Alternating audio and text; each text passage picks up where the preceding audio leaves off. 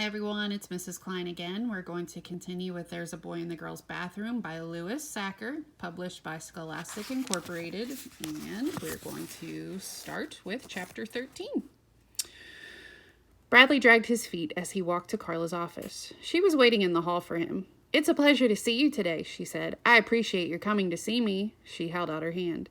He stepped past her and sat down at the round table. She sat across from him. "The reason the president doesn't wear a hat is because the doorways are too low," he said. "He used to wear one, but every time he walked through a door, he'd hit his hat and it would fall on the floor." "That makes sense," Carla agreed. "Thank you for sharing that with me." "But," she whispered, "I thought you weren't allowed to tell me such top secret information." "The president says he trusts you," said Bradley. "Thank you, Bradley," said Carla. "I'm glad you trust me." He looked at her as if he thought she were deaf. He hadn't said he trusted her. He said the president trusted her, but he decided to let it go. She was wearing a yellow shirt with large green triangular buttons all the way down the front.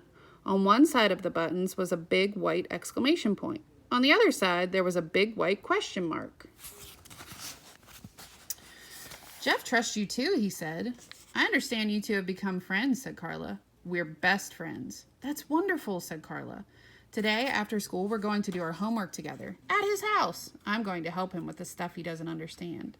"That's very nice of you," said Carla. "I'm sure Jeff appreciates having you as his friend." "I'm his only friend," said Bradley.